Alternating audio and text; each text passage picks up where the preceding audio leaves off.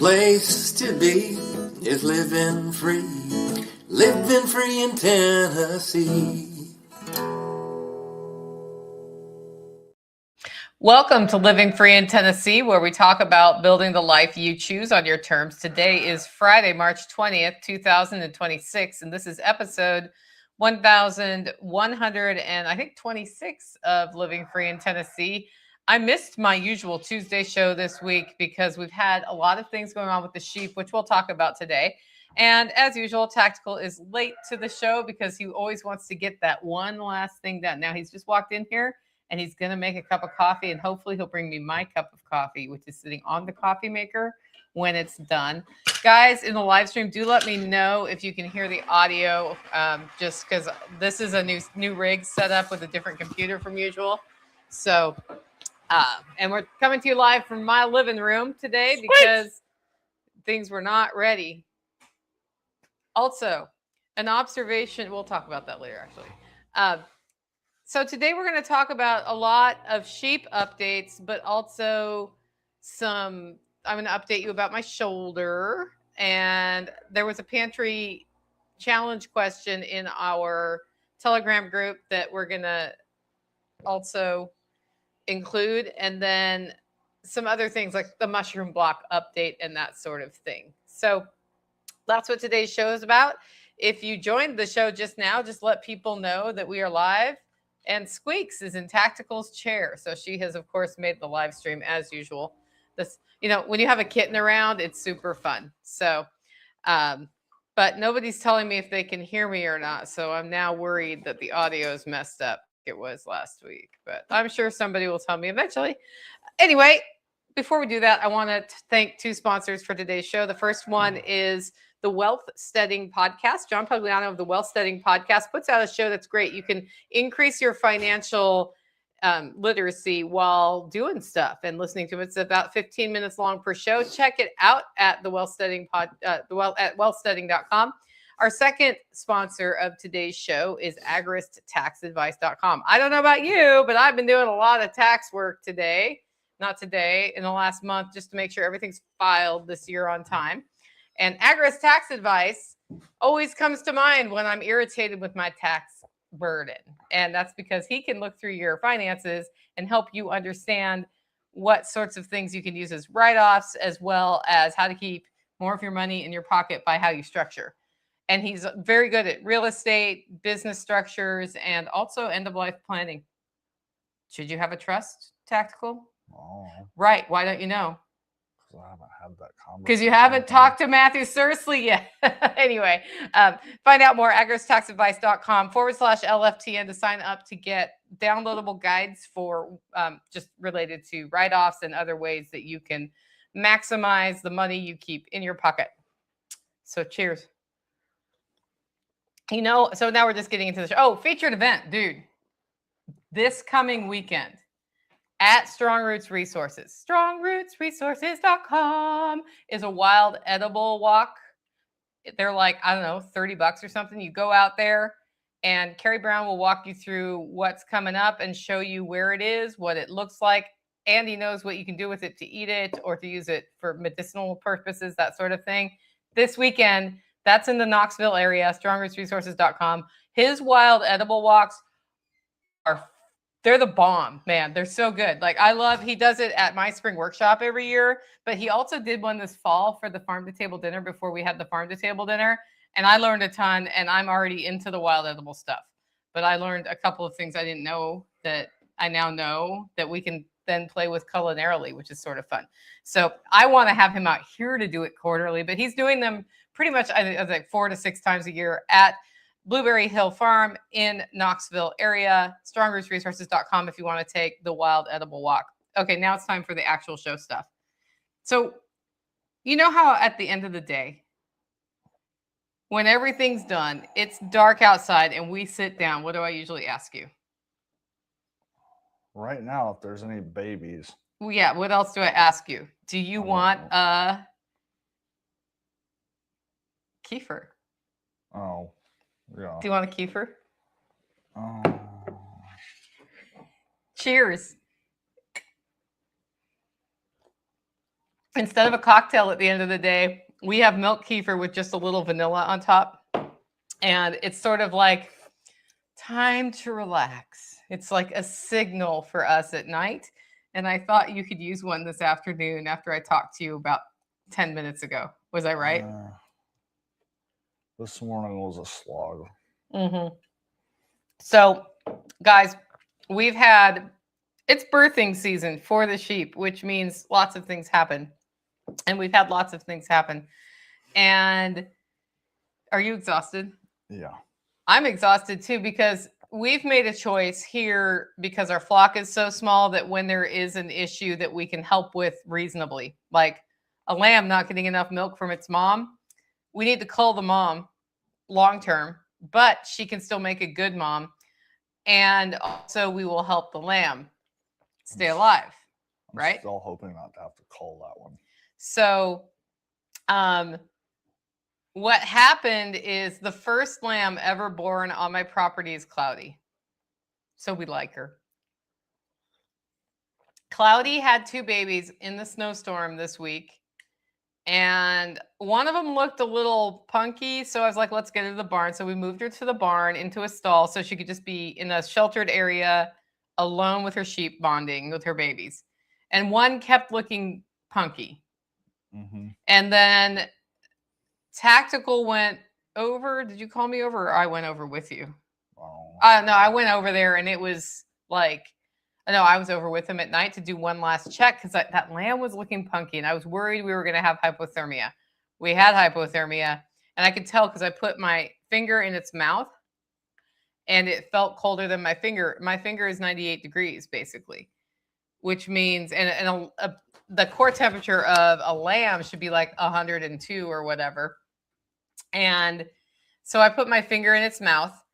It felt cold, and I was like, we're going back. And he's like, can I do this first? I'm like, nope, we're going back now. Can you drive by yourself? I'm like, it would be better if we go back now with me having this lamb shoved into my down jacket. So I was like, you don't need to drive fast or anything, but this lamb is hypothermic and it needs to warm up. And I think, oh yeah, Opalyn was here. So she was at my house. I was like, hey, can you go to my house? And I need a bin, and I need it out in my bathroom. And the only bin I can think of easily is the one we just organized with my sewing stuff. So just dump that stuff, and then we'll put them in the bin. And I need a dog blanket in there, and then some duct tape. This is where the duct tape is. I'll get the hair dryer, and we set up like a little warming jug for him. And the warming jug is, what I do is I tape a hair dryer not pointed at the lamb, but sideways, just to warm up the air inside there. And then I put a Yolink temperature probe in there. And then we warm the lamb. I give them some warm water to heat internally, but no milk because they can't digest when their body temperature is that low. And then over time, we try to get them up over 99 degrees, and then we feed them actual milk replacer or colostrum or whatever. This one was like right on the border of if it needs colostrum or milk replacer. So we got that going, and then it was every 2 hours I was feeding this lamb all night that night. And he perked up, and then Tactical went over for the morning check with the mom. I was like, great, the jug is taken apart, the lamb's in a dog crate in my living room. And it's cold outside, so I'm not going to put him back out there, but we'll bring him over to visit his mom so she knows, right? Yeah. He goes over there. He's like, I think you need to come look at this other lamb. And I was like, if you think I need to look at that lamb, you need to bring that lamb here, and I'm going to start warming the jug again. And so I did that, and he got here, and sure enough, I put my finger in his mouth, and it felt colder than my finger. So I put the second lamb from Cloudy in the warming jug. His brother is in my living room already, feeling better. And that one, its body temperature was below 90 degrees, by the way. And then I proceeded to have the following thing happen.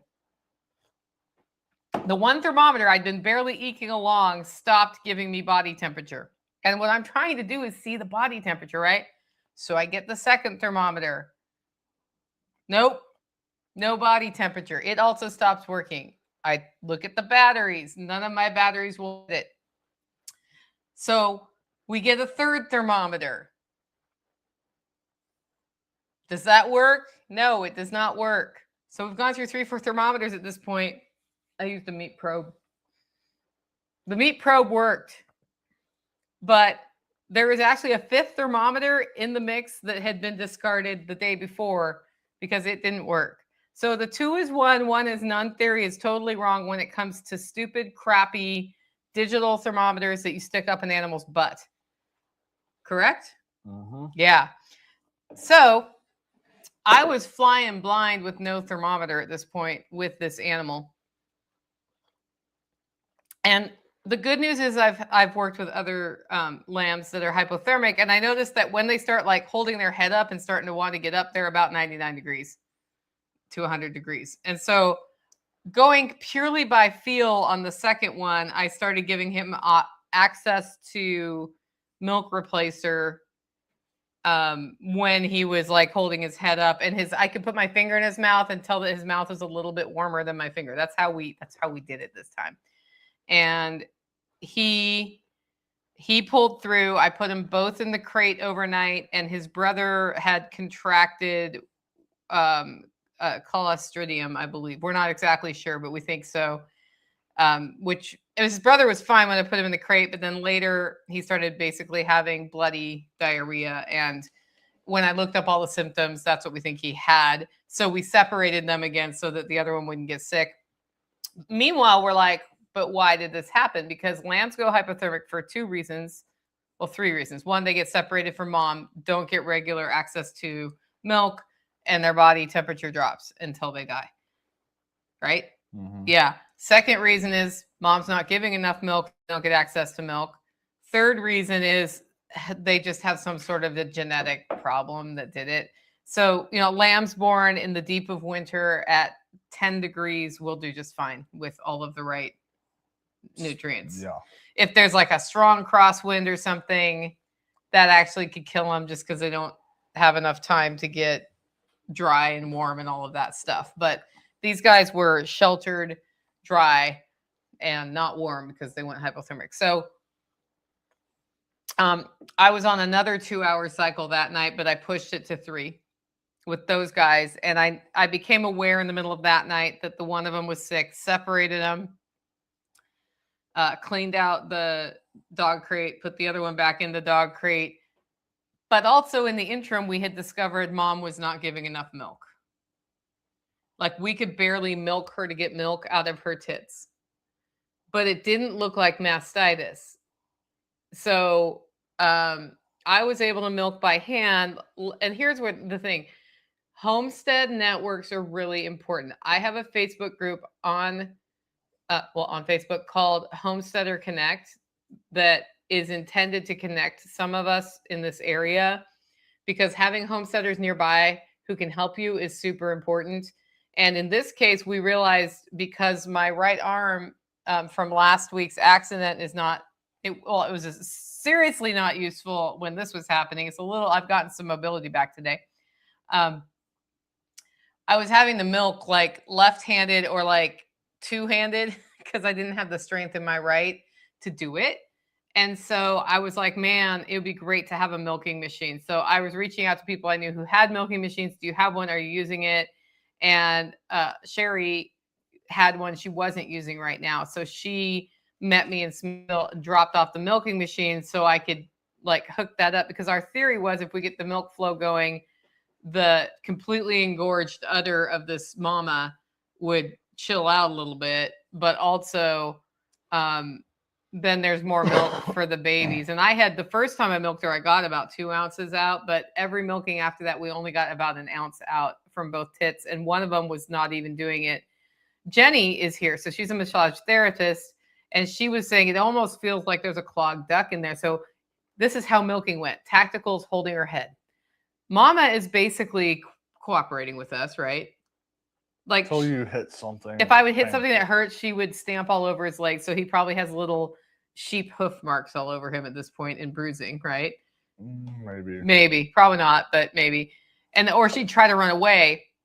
I would have the milker hooked up to the tit. He would have his thumb in the other one because I could only, like, with my gimpy arm, hold one up the way I needed to. while the thing was on. So it's electric and pumping, and it pumps like pulsing so that it imitates what a baby lamb will do. And then Jenny was gently massaging around the duct to try to get the milk to drop. And then she came up with an herbal mix that we've been feeding the mom to both produce more milk and help with hormonal balance, because we thought maybe, well, she thought it was a thyroid imbalance. And we were milking every 4 hours, except for at nighttime when we were sleeping. Yeah. Did that make you tired? Among other things. So we're feeding the lambs every 2 hours. We're milking the mom every 4 hours, except for I decided like at some point we just have to sleep. And then I was able to move the babies to every 4 hours. It was very clear one had a terminal illness, so he got helped along so he didn't have to suffer, because what was going to happen is he was going to start hemorrhaging from the inside. That was sad, but also that's part. I'm sharing the story so people just know what happens. And by yesterday morning at 6 in the morning or 7 in the morning, we're milking her, and we actually got good milk production for where she was, with the massaging and the supplement and the milker and the thumb in the thing. And I wish we probably would have videoed this, because it actually looks really funny. Also, is your thumb bigger from being in that? No. And so we decided, because her little one, after being, regularly fed for a while, I'd been putting him out with her during the day, but not at night, because it was still cold at night. And I was like, I don't need to do double hypothermic recovery for this guy, because that'll really set him back. So the last cold night we had, he came in for the night, and mom was super upset about that. But she got over it.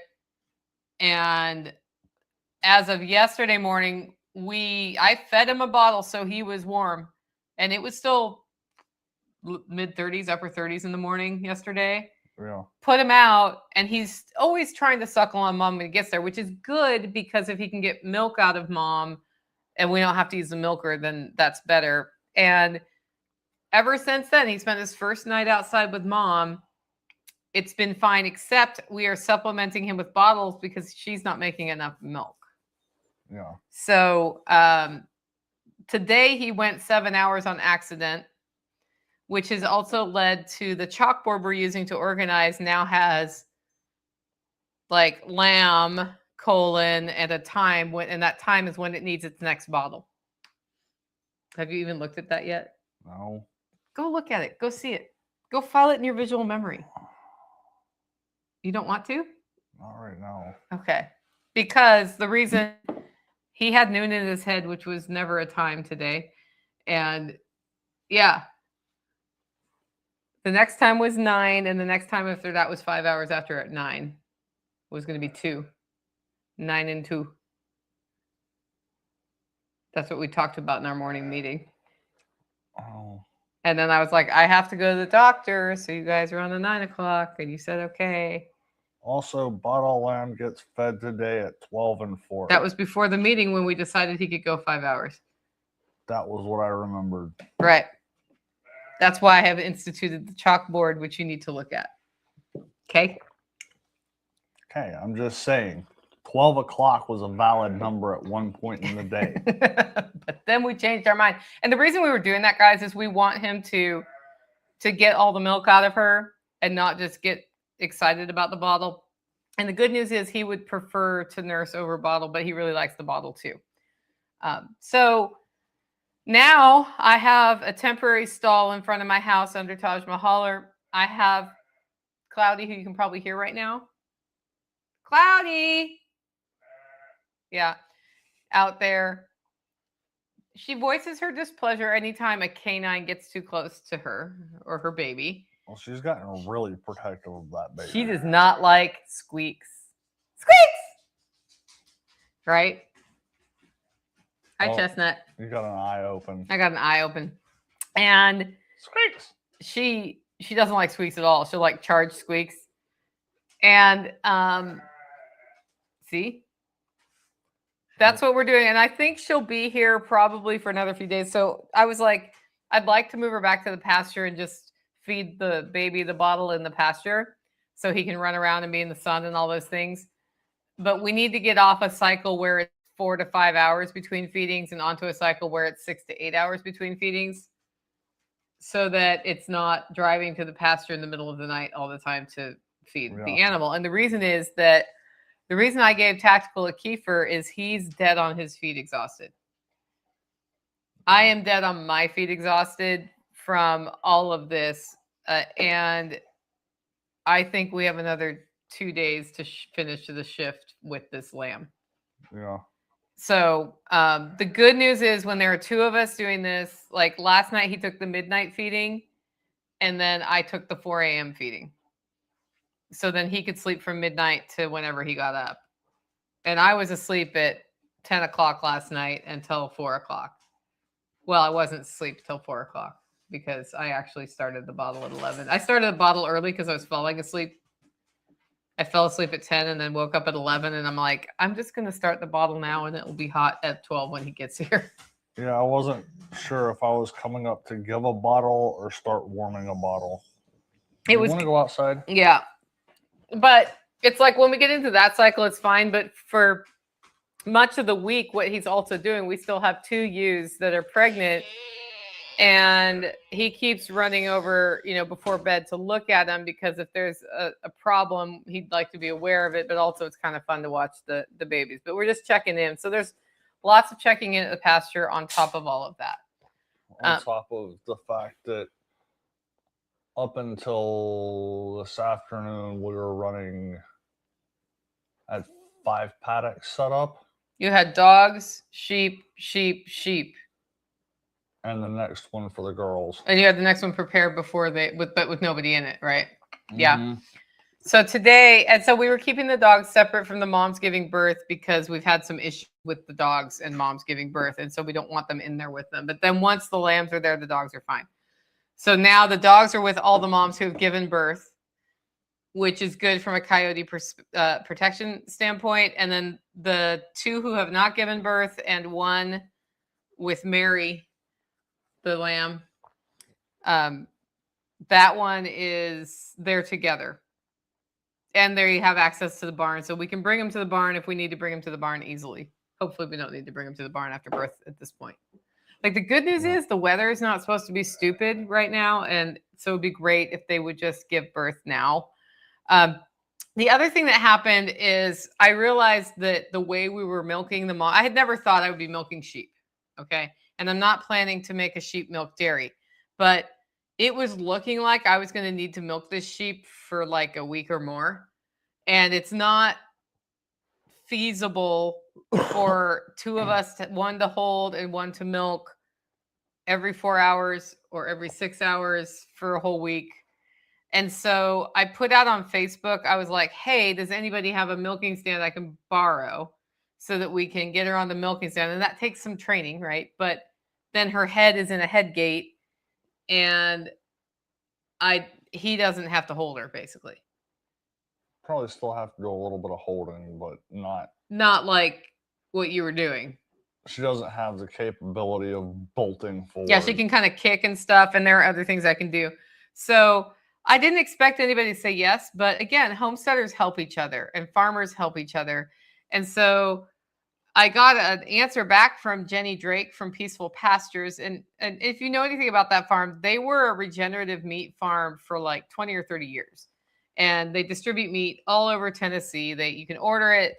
You can the first whole animal I ever bought was from her because I wanted that beyond organic thing. And she's a 10-minute drive from my house. And we don't actually know each other very well, except for digitally. Like the funny thing is she's 10 minutes from my house. And like, technically I've met her in person, but also she meets lots of, like in a way that she meets lots of people. So she may not be able to conjure my face. Right. Yeah. But I've talked to her on and off about different things. Like I was looking at if adding one of her dorpers to our flock would increase our genetic variability in a way that we wanted, and we decided not to. But she sells breeding pairs of dorpers if you're looking for them, and they are like rock solid animals, and they're raised the way we would want them to be raised. Anyway, she's like, I have one you can have. but I'm out of town right now, and my farm person's there, and she's back in town now. So don't try to rob her.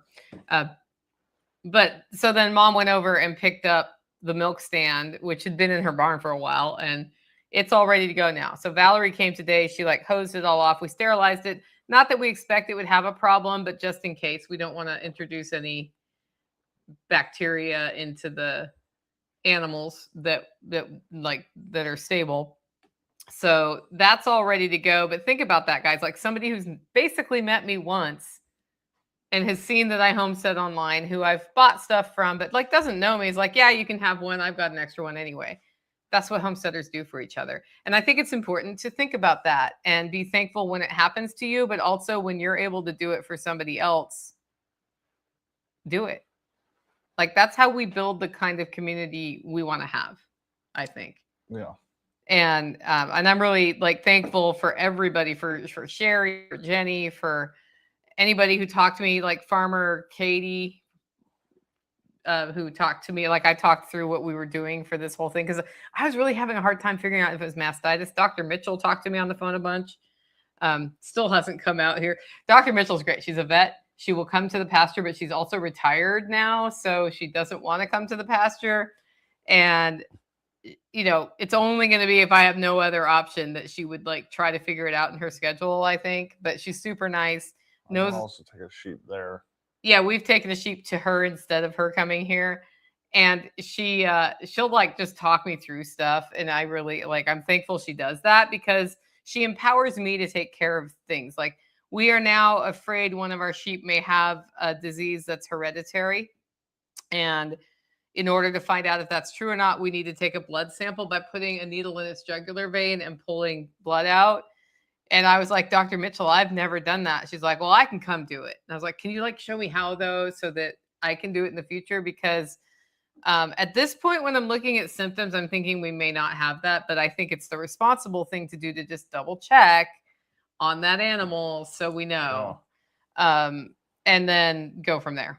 But then if I need to do regular testing to double check a second time, it'd be great if I could just pull the blood sample and send it to a lab. Am I right? Mm-hmm. Yeah. So the milking stand will help hold the sheep steady, but it cuts off the neck. So there's a special head harness that you use that I'll be looking to get my hands on for that as well. But that's a whole different chapter that we're not going to talk about here in front of everybody. Not because it's secret, but yeah. So the other thing that happened was the first birth we had, one of the dogs bit the mom, which is why we can't have the dogs in the paddock when it happens. And we knew that, but he'd gotten up the fence and I was like, oh, he'll be fine. He was not fine. That was my bad.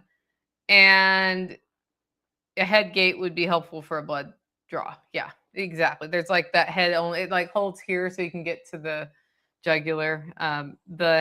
The head gate on the milking stand may get in the way of getting to the jugular because it's wood. So there's a strap you can use instead. But anyway, so I was dealing with this other lamb that she went to shot. And again, it was a milk production issue. She wasn't producing a lot of milk, but both her lambs were with her. They were attached to her and we were coming out and supplementing. And one in particular preferred the bottle over the tits. Right. Yeah. And that was the girl. And so I offered the bottle lamb to somebody who was interested in a bottle lamb. And then I found a ram from a different farm. She wants to raise them and process them in 9 to 12 months as meat to see if they even like lamb, you know, like if their property can handle it, if the lamb is something they want to raise, if it fits with their permaculture goals, like all of that stuff. But I got her a ram from a different flock on purpose in case during the process of raising these sheep together, she loves sheep and decides I want a breeding pair now. She has a decent breeding pair because I have no reason to think that the genetics from mine or from Carrie Brown's sheep is going to be something, you know, bad. So, but in the interim, as you know, last week I injured my rotator cuff. I've now confirmed I've injured my rotator cuff as of this morning. The reason the show's so late is I went to the doctor this morning to actually look at the shoulder. And I haven't really been able to use my right arm. Like you can see me moving it on the video. This would not have happened. This motion would not have been possible about 4 days ago. But it's my mobility is coming back now. So that's super awesome. But on the day that we pulled the sheep last week, which was the day before they were being picked up, I was not feeling great in the shoulder. And I haven't been taking pain medication. I've been managing pain other ways. And I haven't been taking an anti-inflammatory because early on in this kind of an injury, the inflammation, if you can handle it, is part of the healing process. And they say people heal faster in the long run if they're able to work through the first 3 days without an anti-inflammatory or so. And I don't respond great to some of the anti-inflammatories that one would use. So I did use turmeric some that week, but I didn't double check when we grabbed Mary, the female baby from Abby, that it was Mary, the female baby. And nobody else looked either. And then Brenda came and got the sheep, took them home. They're great. Like, she's like, these are so cute. It's wonderful. And I'm out in the pasture with Abby, and I'm like, well, that's a girl with Abby, and it should be a boy. Tactical's like, maybe you misgendered them. And you were wrong. And I'm like, possible, because parts are tiny at that age. And so I texted Brenda. I'm like, can you do me a solid and go look at Mary and tell me if she's a boy? And she goes, sure. And then she types back, Mary is peeing like a boy. And then she types back, it's my fault. Marty's a boy. She renamed him in that moment.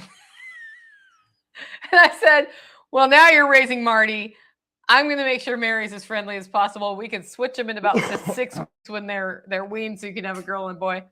And I'm like, apparently I don't know what a woman is. And she's like, I should have double checked. I know better. And I'm like, I should have double checked too. And I didn't even think like, whoop, did we get the right one? So meanwhile, Mary had started running up to me for a bottle because she was the one who preferred the bottle. So now I'm thinking I'm going to be sneaking over the pasture from time to time with strawberries and bottles to make her like handleable. But also she is nursing off her mom. So that's a good thing.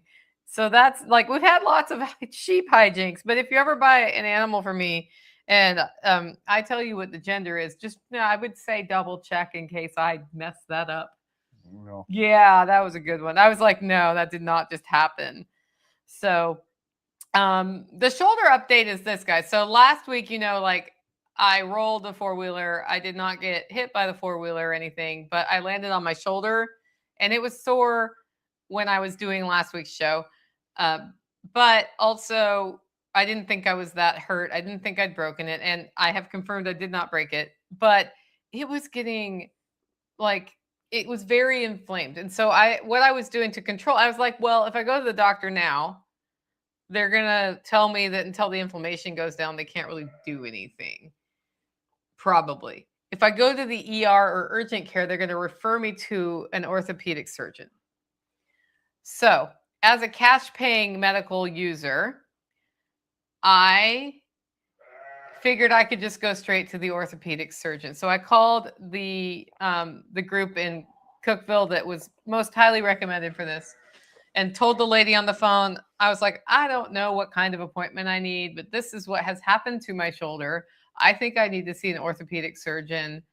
Just like, I'm not trying to get surgery, but just to have a specialist in shoulders.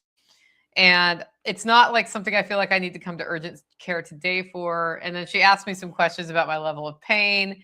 And she set me an appointment for like 10 days later or 8 days later or something, because that's how medical appointments work. And that appointment was today.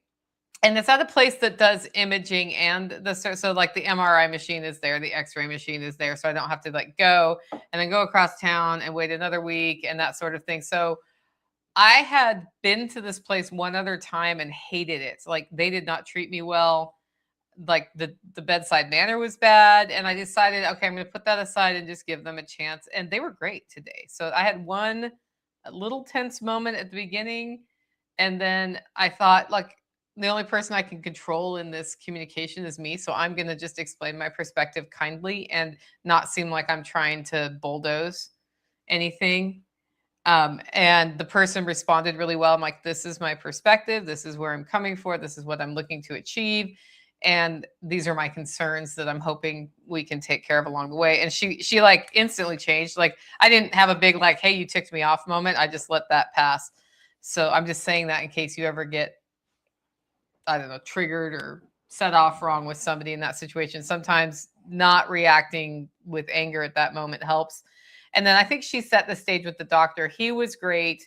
And he looked at the x-ray. My shoulder was not broken. And he chose not to do an MRI today because in the last 2 days, look, watch this. I can lift my arm up all the way to here. I can't go back as far as I usually can before pain comes. I couldn't do that last week. What I can't do is out to the side like that. All right, which I'm doing with my other arm. And I can like go up a little bit and then it starts hurting. And he did a whole check and he said, what I think's going on is this specific muscle, which is a tiny little part of his shoulder, is either torn or very, very stressed. Okay. Or like, I don't know. Stress wasn't the word he used. And he's like, and if it's a small tear, it will heal on its own over time. And what you have to do is when it starts hurting like that, don't move it like that, but move it the other ways.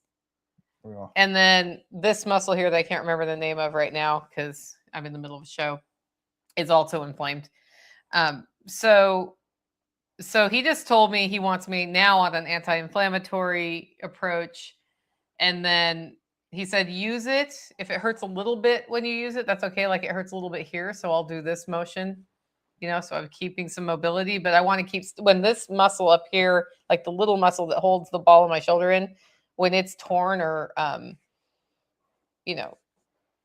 don't know what the word is right now, inflamed like that, it may not hold the shoulder in the way it needs to. So don't force it beyond that. And then over time, it'll get better. He's like, the fact that you waited this long to come here is actually good because I can see how it's healing and I don't think you're going to need surgery. Deltoid. Is that the deltoid here? Yeah. Okay. Thank you. Thank you, Amy. I was like, wow, the muscle over there that I knew the name of earlier in the day. Anyway, and I was like, okay, so he's like, I'll see you in 4 or 5 weeks and then we'll do physical therapy if we need to do that. But it just depends on how it heals. So I had already started using it some more in the motions I can do anyway, and then if it starts hurting, I stop doing it for a while. But I've also been doing a full body red light mat, half an hour a day, except for the last 4 days I skipped. And I realized I kept doing it at the end of the day. In the last 4 days, I've been so exhausted by the end of the day. I'm like, I don't want to drag my butt over to the red light mat. So today on my way by base camp, I did the red light mat on the way here for half an hour. I'm like, because I'm getting this one done today. And what I noticed on the red light mat, like the first day I did it, and second day I did it, about 20 minutes in, I noticed the pain reduced a little bit in my shoulder. And then the third day I did it, nothing. And then the fourth day I did it, about 20 minutes in, the pain in my shoulder reduced. And as I was doing it consistently, it seems to have addressed the pain. So today on the way home, I was kind of sore because at the shoulder doctor, he's like, if I move it this way, does it hurt? And I'm like, it's that whole thing. It wasn't like super torture, but it was for sure. And I wasn't saying, yes, it hurts. I was making bad dog noises like, eh, eh. So he didn't know what I was trying to say. He's like, no, you don't have to fight me. And I'm like, no, it hurts. That's why I'm fighting you.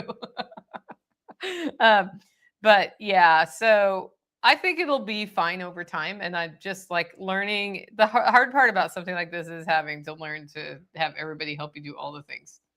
Like Tactical loves taking my firewood in for me at night, don't you? He does not love that. And it's because it's a stupid little thing that's an extra stupid little thing that then you forget you're going to do it, right? And then you're really tired. And I'm like, and I still don't have firewood. But it's going to be darn near 90 degrees on Sunday. So I don't think I need firewood today. I thought I had enough in the house to make it through the last of this cold, and I did not.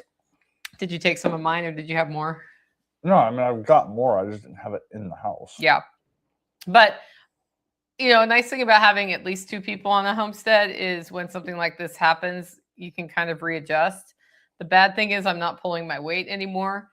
I was just starting to get cattle panels fencing around my garden so that the dogs would stay out of it. And like, I'm not driving fence posts down now. And so some other things have been being rethought, but luckily Mama Sauce is in town. So she can do all the shoulder work, right? And then Valerie has been super helpful. Like she's out there right now doing things that I can't really do very well. She's moving chairs around under Taj Mahal right now, but she's the one who sterilized the milking stand and some other stuff. So it's been really nice to have all the helpers, and Jenny's been helping a ton. And Opalyn was here and she helped it. Like I was having a meeting with Opalyn. I'm doing dishes one-handed while we talk. And finally she's like, get away from that sink. And she like did my dishes with two hands, but I can do dishes with two hands now, as long as I don't have to scrub hard. So, if you design your homestead so that not everything is manual, when an injury like this happens, it's not as bad. And it's making me like, there are some things we have here that would be impossible for me to do right now that we are going to have to address long term. That's what I'm learning. I have a list of them, but we're not going over that list today, and nor are we even going to talk about it right now because we're all too tired, right? Yeah. So I was asked a question on a Telegram group. My rabbit has some sheep genetics. So she had babies on the coldest day this week. That's the way that happens. We have baby rabbits too. I don't know how many. And the rabbit had pulled fur on Monday, and then I kept asking Tactical, do the rabbits have babies? Because I didn't want to risk slipping on my rear end to walk down there. And now I can walk down there without worried about it. But one of them for sure has babies and the other one has pulled fur, but we don't know how many. We just know that the fur is moving like there's babies in there. There might be babies in the second one. Yeah, there's probably babies in the second one. And then the one that gave birth earlier, like in December, that one's where they did process, and she only gave birth to one. So she needs fenugreek. It's a lot of things. Yeah. So that's cool. Anyway, so there was a question over on Telegram about the pantry challenge. So somebody asked, hey, Nicole, I think it was Scott, asked, when you do the 1 month pantry challenge, how do you structure it? What are the rules? Like if you have a doctor's appointment, do you go to the doctor's appointment? That sort of thing. So I wanted to answer that question to everybody. So it sounds like Scott wants to test, hey, I've been doing this pantry management system. If I do a pantry challenge, what does that look like? And I can tell you what we've done for the pantry challenge, but let's start here. What's the purpose of your pantry challenge? Yeah, start with that. Yeah, but with your challenge, if we were going to do a pantry challenge, what would you say our purpose is with something like that? Well, I don't know. You don't know? I don't plan on doing a pantry challenge. Well, you do them with me every time I do them. Okay.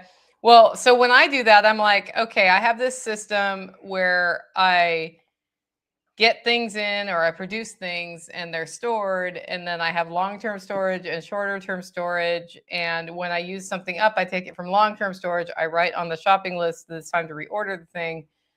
And in theory, that means I don't have to go to the store. No running to the store for one thing. Can I live off my pantry? Are the things I'm growing and storing, are those the things that we actually use? So that's basically what I'm doing. Some people are thinking, if SHTF, can I go for a month without going to the store, or what's that going to feel like? And they can be very eye-opening. You may have some holes that you didn't realize when you do a pantry challenge like that. And the first time I did it, I noticed that some of my fresh food stuff was not handled very well because I was buying it at the grocery store or at the farmer's market. And I also noticed that some of the things I use rarely, but when I want them, I want them.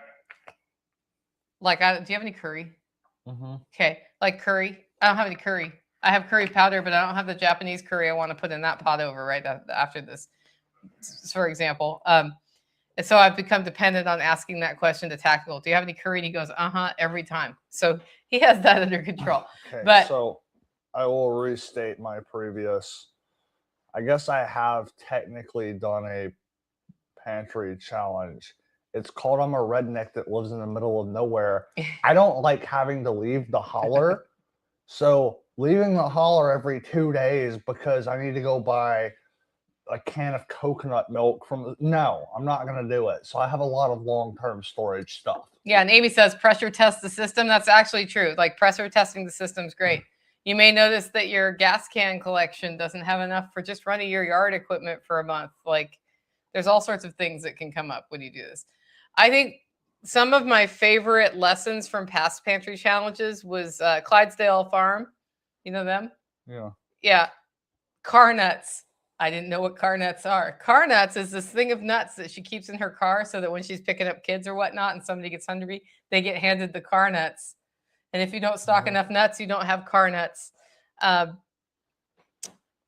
run out of all sorts of different things, but the rules that we've used is first and foremost, like a doctor's appointment is a doctor's appointment is a doctor's appointment. Yeah. If I have a doctor's appointment, I'm going to go. And if they're like, you need to get this medication and you agree, then go get that medication. And if you're on a medication that's important and you're going to run out during the month because you didn't plan well, you write it down under lessons learned and you go get that medication. Like something that's important to the, the furtherance of your living well, or, you know what I'm saying? Like, yeah, that's like, sometimes you'll come across something you ran out of and you just failed your pantry challenge, or it's a lesson learned for next time. That's the purpose, right? That's the point. But that doesn't mean suffer for the rest of the month without your heart medication and hope you don't have a heart attack. So I'm just going to say that as a baseline. That's like, nobody's suggesting you do that, but like he didn't say he was going to do that. Yeah, that's like saying you have an arterial bleed, but I don't have a tourniquet, so I'm not going to use one. Like, no, put a tourniquet on. I mean, nobody would. I'm just saying. I'm saying that with my out loud voice because sometimes people go all in on something like this, and they get really interested in the rules and lessons. And like the big picture is you're pressure testing your system. Yeah. Thank you, Amy, for those words because those are great words. So my rule was nothing could be bought at the store. But I was allowed to go to the farmer's market because I did one in the summer first. I was allowed to go to the farmer's market or buy directly from other homesteaders or barter directly from it. But I could use money if I wanted to. And then anything that was a regular thing, I was allowed to keep doing. An example of this is I'm in a raw milk cooperative. Like I have a herd share and I get milk once a week from that herd share. And I wasn't going to turn off the herd share for a month to see what that's like. It's like, this is a system. I'm getting it directly from a farm. It's on a schedule. Or if the coffee descaler was going to be delivered to my house because the coffee descaler is delivered to my house once a quarter, I wasn't going to actually stop systems like that are in place. Yeah. And those are things that if the coffee descaler doesn't show up in an emergency, that's actually about bottom of my list of anything I care about, right? Good afternoon, DFW. You need to come out here. We need to have a meeting. So that was the one thing. But what I wanted to see is if my stores were appropriate here and I had enough of a cushion. And so if I was out of something like basil or salt, we were going to do without basil or salt or use alternatives from what we have. And then from there, it was just, and no going out to eat. So if you're going to the doctor's appointment, you need to have planned your food to bring a sandwich or whatever it is you bring. No going out to eat. So that's the deal. That's the pantry challenge. So you can make whatever rules or terms you want beyond that, but it's really fun to do it with people and then compare notes and then also look at what are you cooking from your pantry? Is that the kinds of things you usually cook or not? Yeah. And then you learn from that. And some other lessons that I thought were really cool was somebody realized they had all the food stores and no spices. Like the spices they had stored were really old and didn't have flavor left. Yeah, you should, like, if you're doing this for fun, that's one thing.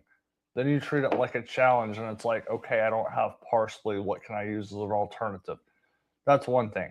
If you're doing this to figure out to pressure test your system, you should treat it like the food journal where, oh, I'm in the middle of the pantry challenge and I ran out of tomato sauce. go to the store, buy the tomato sauce, and write it on the list. No, you write it on the list, and after the challenge, you actually do without it for the rest of the month. That's the way I would do it. Yeah, the way we do it is you have to go through the rest of the month and figure out what you can make with what you have, learn from that, but then also make a note that you need to stock more tomato sauce long term or whatever it is. So, so with that in mind, what they learned wasn't that they hadn't stored enough spices. They learned that if you store spices for a long time, they don't taste good anymore. And so then you have to think, okay, what am I doing so that my spices taste good? I have freeze-dried ones that I use on the regular anyway. So those, when packaged properly, do retain their flavor better. Salt is the most important spice, in my opinion, that there is. So you just have to have salt. And then spices will store longer that are not ground already. So the bigger the leaf, the better it is. So when I store oregano that we've grown here, I try to get the whole leaf off and I don't grind it up into the tiny little pieces.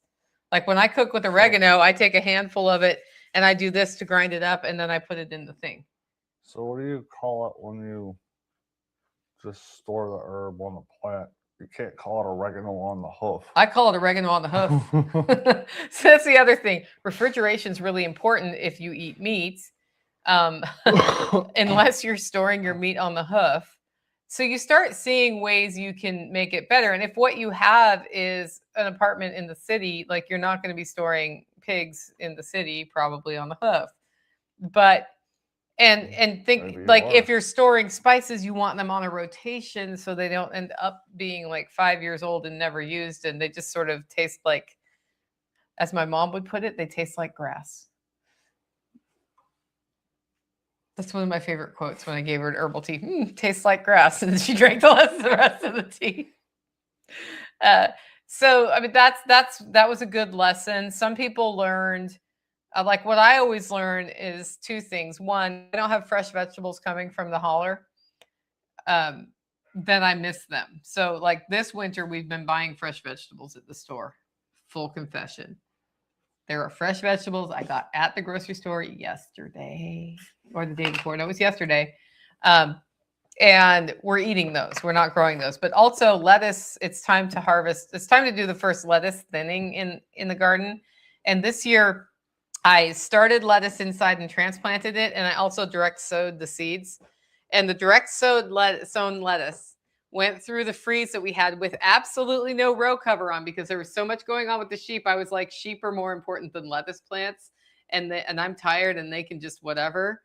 And it was like the stun method happened in my garden in that regard. They're all fine. They didn't have any burning or frostbite. Literally out in the middle of the yard, getting full on 23-degree night sort of treatment, and the lettuce is fine. The ones that I had transplanted out there look like crap. They're still alive. We'll see what they do. But that's a good lesson too.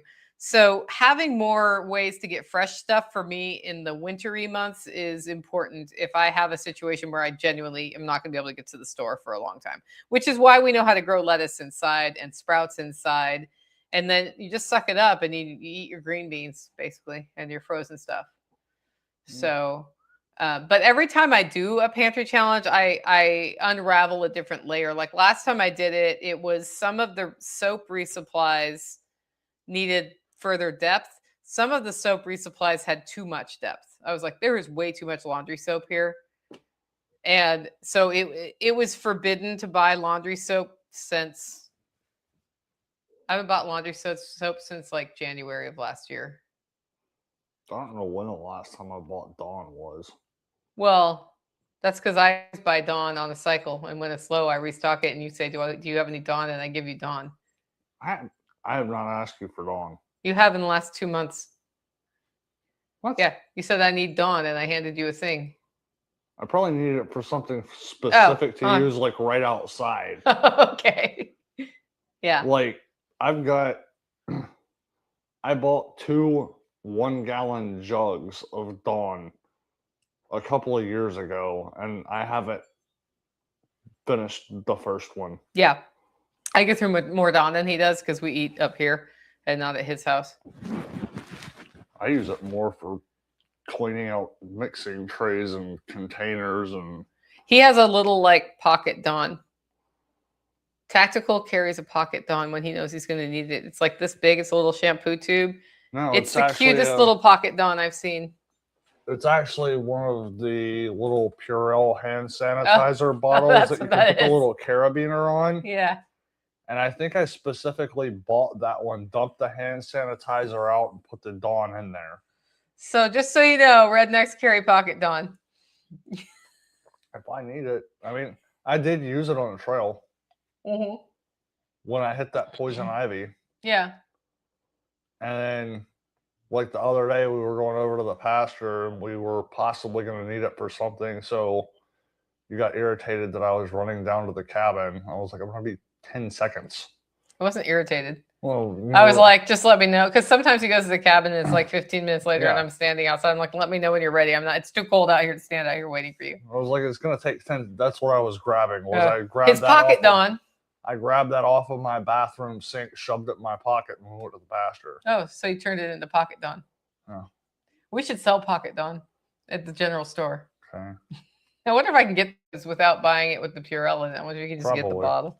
Yeah, anyway. Pocket Dawn is actually very handy, especially when you're cleaning sheep udders. Yeah. The thing that's not handy is that we don't have warm water at the barn, so he has to transport warm water over there. Because warm water to clean an udder is way better than cold water. Just for the record. Yeah. Yeah. For them and for us. So anyway, that's what I would do about the pantry challenge. And I would say, Scott, that if you're going to do one, put out on the thing, hey, I'm going to do this. This is the rules that I'm going to use. And who else wants to do it, and choose a month. So, yeah. So when you're not home, it dawns on him meal selection might be limited, ? That's a pun, I think. Yeah. But I don't know. When I'm not home right now, Mama Sauce is in town, so his meal selection is probably going to be pretty good. Jenny's been around cooking. Sometimes you have to cook your stuff. Yeah. Or pull from the freezer. We haven't pulled the pizza ripcord for a while because I gave up wheat, all grain, sugar, and alcohol for Lent. And that means that I can't have cauliflower crust pizza from Aldi because it has grain in it. Okay. But you can grab one anytime you want, right? Okay. How did you like the fermented corned beef? So we had one night where I got a really good deal on corned beef and I bought it and cooked it and served it. And then I started reading because I wanted fermented. I was like, how do I make this? Because I have briskets I could do this with. And I found only one recipe that was a fermented corned beef recipe, which would have been how it was made before we figured out using a curing salt method of making corned beef. And other people talk about it, but they just don't say how to do it. They just say don't do it. But then I looked at the science behind that and I'm like, okay, I see why, but I also don't see why. So I found one from the Weston A. Price Foundation Nourishing something. Yeah. Anyway, that you ferment it at room temp for 2 days or in the fridge for 5 days. And if you ferment it in the fridge for 5 days, that's going to have a lower risk of anything going wrong. And you use milk whey, which is to say actual whey, not just, so you want it live with lactobacillus in it, not just whey from curdling the milk with lemon and some spices, and you ferment it. And then when it's done, you can store it in your fridge for a few more days before you cook it. But you cook it with whatever you want to cook it with. I cooked it in its brine because I thought that would work best. My only complaint about that corned beef is I think it needed more salt when I cooked it in the crock pot. Okay. Like I added salt to it, but it was good. And the only other thing that was maybe a little off is I really do think the mustard seed in the recipe would have been good in that. But when I was doing the recipe, I didn't have mustard seed here, and I'm not somebody who's just going to go to the store to get mustard seed to try the fermented corned beef recipe, because I know that that's like a flavor thing, but really the magic's going to be in the fermentation process. So it'd be some expensive mustard. I liked the mouthfeel of it better than the other kind of cured corned beef. I will say that. Yeah. What do you think? You like both for different reasons? I like stuff you made because texture, mouthfeel, all of that. And I just think you need to dial in the spice flavoring. Mm-hmm. So we're Which go ahead. not bad for a first attempt. Yeah, not bad at all. On a complete guess. Right, and the only YouTube video I saw about it was somebody testing this Nourishing Traditions recipe, gets it out, tastes it, and it's like, oh, I'm disappointed.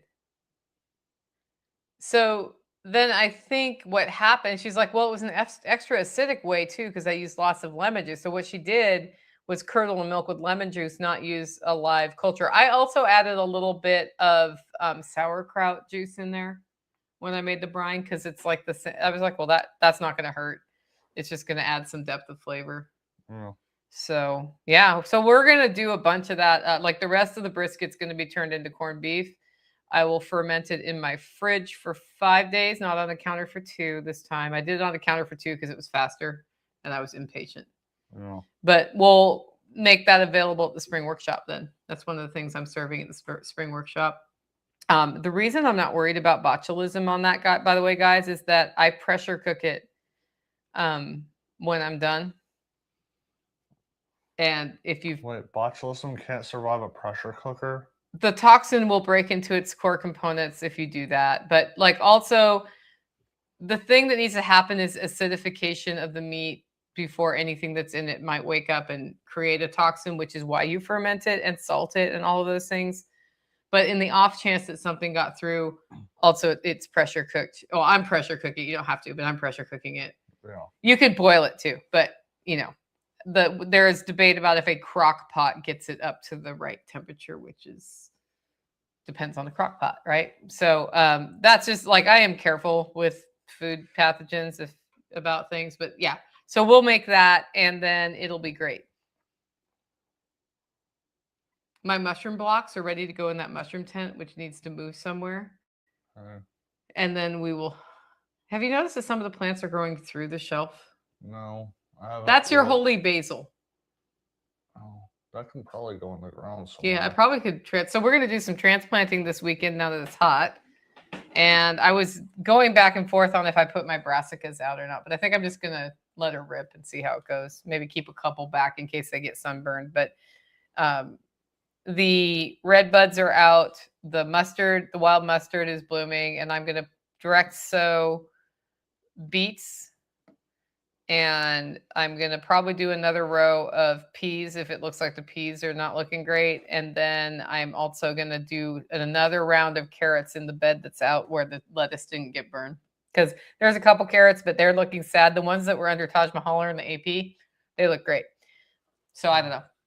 And then I'm going to transplant the brassicas, and I'm going to look at, I have some cilantro and some fennel that I can harden off and transplant out at this point. I had one fennel over winter this year with absolutely no effort to try to do it. Like, it's coming back, and that's fun. So that's the one I'm going to mark, and I'm going to keep the seed from that one because the fact that it overwintered was kind of impressive. Mm-hmm. Yeah. So tell us about how you relax at night with your aquaponics system. Yeah, you do the whole choir thing to call it your creative outlet or whatever. Mine is more of doing stuff around here, and I've been kicking the idea of sinking a couple of sumps down by the cabin for an aquaponics system for a long time. I have no idea how long. It was like, I've got a stock tank sitting here, just sitting there. Yeah, just use what you have to do what you need. And I was like, is it my pork cooling one? I think so. Yeah. And that's fine. Then I realized there was a second stock tank sitting somewhere else, and I was like, okay. And my gears started turning. I was like, okay, there's a hill that I need to do some serious water mitigation on, / making it easier to get to the duck coop / everything else. There's like 5 different reasons to do this. And I was like, well, actually be not that much effort as far as like digging. And so I started picking at that, and it's basically just become a project that when I have 20 minutes in between getting everybody else to bed and waiting for the ducks to go to bed or something like that, or I just need to stop and clear my head, I will go down there and sit there and pick at that. And thus far, I've gotten most of the water rerouted, and I've gotten a spot to put both stock tanks, which are 150-gallon stock tanks. So that'll be 300 gallons of water. And I've got the spot to put probably a 30 and a 55-gallon drum for the lower parts of that. I just haven't actually dug that out, but it'll be relatively easy. So hopefully he's sending me some pictures and I can put it in the Monday mail, so this will make sense to people, because because just describing that doesn't. But he's putting an aquaponics system in around the cabin, and we can like show some visuals in the mail. Yeah, I do have pictures. You'll have to remind me to send them to you, but it's gonna end up being like the basis for an AEP, and then I haven't even started designing the upper part that'll be like right out my back door. Yeah. Which is going to be interesting. I actually need to remember to ask somebody about this canoe. We do. We have a GSD weekend coming up, not this weekend, but next weekend. And if folks want to come out, you can RSVP at livingfreeintennessee.com. I'm going to serve like a smoked butt and some sides. It's going to be delicious. 10 to 4, we're working on different things like getting the outdoor shower hooked up, but also you can see some of these things while you're here if you want to check out the aquaponics systems. I'm disassembling part of mine as part of that, and then we're going to put in another thing. I don't know if we'll be doing it then, but it's already, hopefully it's in progress. Nope, we haven't started it yet. No, but it has been started. Yeah, we're going to start harvesting everything out of this one bed and pull it apart. But these are all things you can come see. And it's kind of nice to see them in person because it helps you understand how they work better. Also, Love Runs Rampant said she's used whey, or he's used whey to ferment the corned beef, and it was good. The whey came from plain Greek yogurt. Yeah, so the recipe says use whey, and it says if you don't have whey, go get plain Greek yogurt and strain it to get the whey from the yogurt, and then make sure it's an active live culture in there, and then you can use that whey. So that's exactly what you do if you did it. So just curious, you and others have talked about your infamous road. Would it take a state/county project with funding to get it fixed, or are you accepting it as what it is? I like my road being hard to drive on because people don't drive on it. It's not that it needs repair.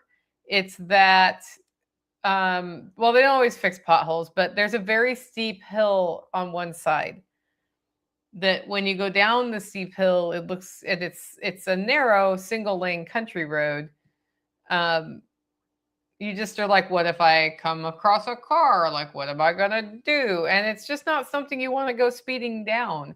And that's actually a good thing because people don't go speeding down it because they realize that's stupid. So I don't actually hate the potholes. And occasionally they come through and dump tar in the potholes and back the truck up and forth on them to see.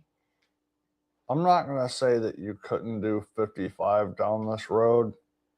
You will not do 55 down this road for very long because either you're going to absolutely slam your brakes on or you're going to go careening into a creek. Yeah, one or the other. It's not designed that way. And a lot of people, they do talk about my road like it's this crazy road. And I mean, having seen the other roads in my county, it's not that crazy. It's a single lane country road without a lot of traffic, therefore not a lot of maintenance. And there are places where it will get flooded over if there's a lot of rain. And you have to know about that. If you're not from here, it seems horrifying. If you're from here, like I drive a 4-wheel drive Jeep, there's basically one time of year where I actually care. And that's January when everything is frozen. Yeah. So it's cool. It just is what it is. So that's the update from the holler. You got anything else? Mom's in town. We're getting like set up for the workshop. Again, we have that GSD weekend, and this weekend you can go to Strong Roots Resources and do the wild edible walk. So that could be really fun for folks that want to do that. If you like the show and want to support the work we're doing here, you can do it in 2 ways. One, get your coffee where? hollerroast.com backwards. 2, consider becoming a member. Go to livingfreeintennessee.com to find out more. With that, go out, make it a great week.